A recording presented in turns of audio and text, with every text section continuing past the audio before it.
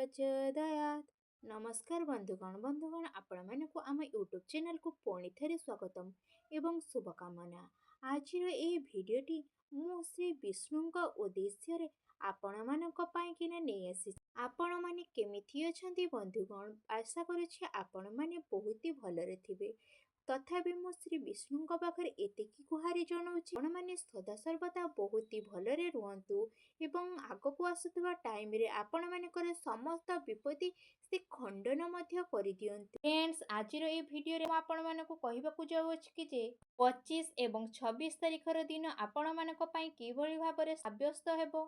ता सहित जदि कहबा कि आपण मानक एही दिन रे विशेष भाबरे किभଳି भाबरे स्थिति रहिबो, केउ सबु जिनिस रे आपण मानको फायदा हेबो, केउ सबु जिनिस रे आपण मानको सावधानता अवलंबन करिबा पई पड़िबो, आपण मानकर लव लाइन किपरि भाबरे रहिबो, क्यारियर किपरि रहिबो, बिजनेस एवं व्यापार क्षेत्र रे किपरि भाबरे रहिबो, ता सहित स्वास्थ्यर महत्वपूर्ण इनफॉरमेशन मध्य आपण मानको मु देबी।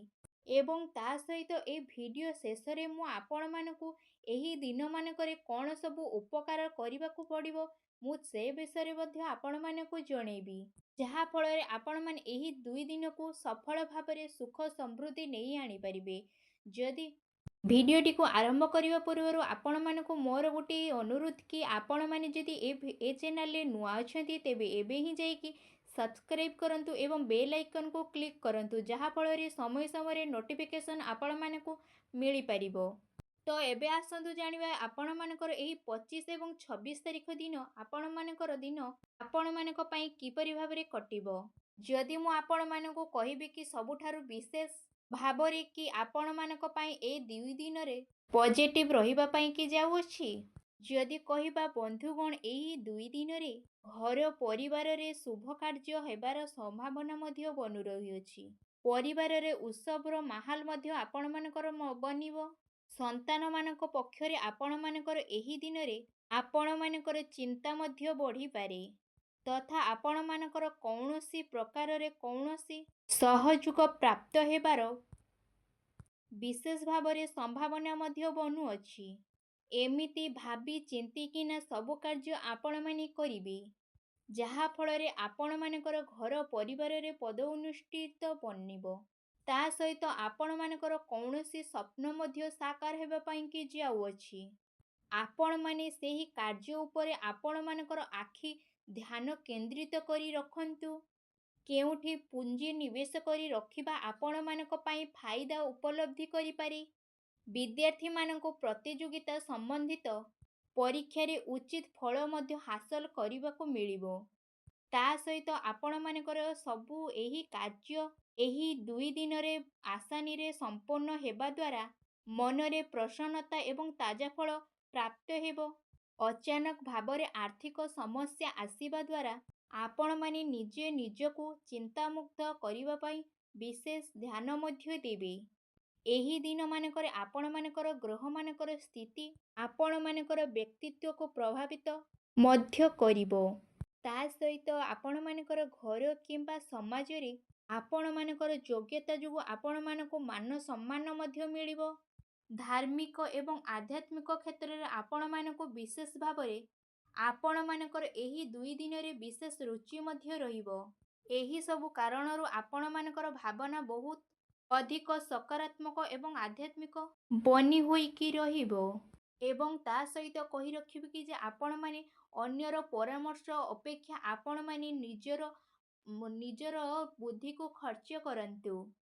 पूरा मनोबल द्वारा आपण माने एही सब कार्य को समर्पित करंतु।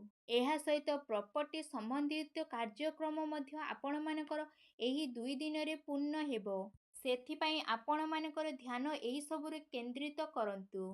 पैसा संबंधित क्षेत्र रे आपण मानकर एही दिन रे उत्तम फल मध्य देबो। आसंतु एबे जानिबा आपण मानकर एही दिन रे कोन सब नेगेटिव रहिबो। अनावश्यक कौनसी विवाद मध्य आपण मानकु उत्पन्न हेबार विशेष भावरे संभावना बनु अछि। कौनसी अन्य व्यक्ति मानक द्वारा आपण मानकर घरे चिंतार कार्य बनिबाकू जाउ अछि। धन अचल हेबार विशेष भावरे संभावना मध्य बनु अछि। ता सहित उत्थान पथनार मध्य विशेष भावरे संभावना बनु अछि। ତ ସେ ସବୁ କାର୍ଯ୍ୟରୁ ଆପଣମାନେ ଯେତେ ସମ୍ଭବ ଦୂରେଇ ହୋଇକିନା ରହିବେ। ଏହା ଆପଣମାନଙ୍କ ପାଇଁ ବହୁତ ଭଲ ରହିବ। କେବେ କେବେ କହିବା କି ଆପଣମାନଙ୍କର ଅଳସୁଆ କାରଣରୁ ଆପଣମାନେ ବହୁତ କ୍ଷତିରେ ପରିଣାମ ମଧ୍ୟ ଭୋଗିବାକୁ ପଡ଼ିଥାଏ।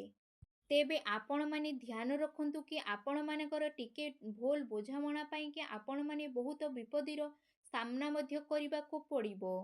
ଆପଣମାନଙ୍କର କ୍ରୋଧରେ ନିୟନ୍ତ୍ରଣ ମଧ୍ୟ ରଖନ୍ତୁ। ଏବେ ଆସନ୍ତୁ ଜାଣିବା ଆପଣମାନଙ୍କର ଲଭ୍ ଲାଇନ୍ କିପରି ଭାବରେ ରହିବ। ପତି ପତ୍ନୀଙ୍କ ସହିତ ଆପଣମାନଙ୍କର ଘନିଷ୍ଠତା ଅତି ନିବିଡ଼ ହୋଇକିନା ରହିବ।